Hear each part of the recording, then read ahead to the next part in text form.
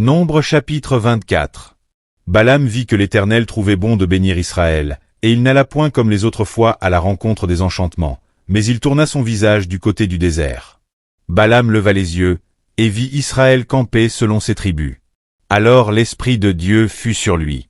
Balaam prononça son oracle, et dit, « Parole de Balaam, fils de Béor, parole de l'homme qui a l'œil ouvert. Parole de celui qui entend les paroles de Dieu, de celui qui voit la vision du Tout-Puissant, de celui qui se prosterne et dont les yeux s'ouvrent. Qu'elles sont belles, tes tentes, ô Jacob! Tes demeures, ô Israël! Elles s'étendent comme des vallées, comme des jardins près d'un fleuve, comme des aloès que l'Éternel a plantés, comme des cèdres le long des eaux. L'eau coule de ses seaux, et sa semence est fécondée par d'abondantes eaux. Son roi s'élève au-dessus d'Agag, et son royaume devient puissant. Dieu l'a fait sortir d'Égypte, il est pour lui comme la vigueur du buffle. Il dévore les nations qui s'élèvent contre lui, il brise leurs os et les abat de ses flèches.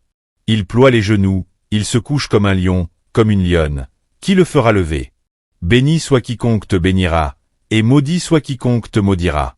La colère de Balak s'enflamma contre Balaam, il frappa des mains, et dit à Balaam, « C'est pour maudire mes ennemis que je t'ai appelé, et voici, tu les as bénis déjà 3 fois. Fuis maintenant, va-t'en chez toi.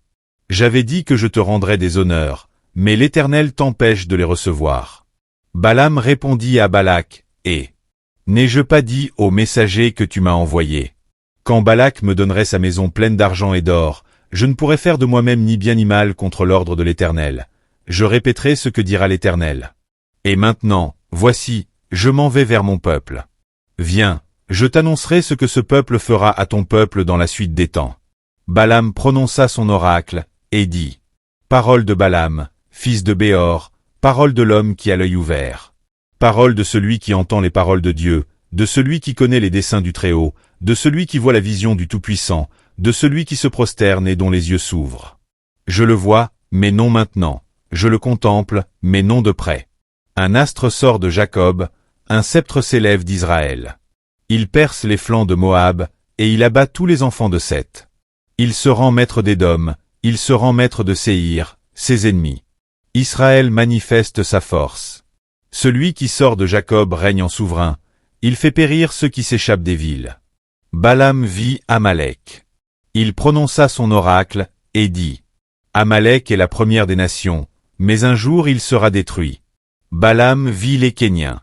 Il prononça son oracle, et dit, « Ta demeure est solide, et ton nid posé sur le roc. Mais le Kénien sera chassé, quand l'Assyrien t'emmènera captif. » Balaam prononça son oracle, et dit, « Hélas! Qui vivra après que Dieu l'aura établi? Mais des navires viendront de Kittim, ils humilieront l'Assyrien, ils humilieront l'Hébreu, et lui aussi sera détruit. » Balaam se leva, partit, et retourna chez lui. Balak s'en alla aussi de son côté.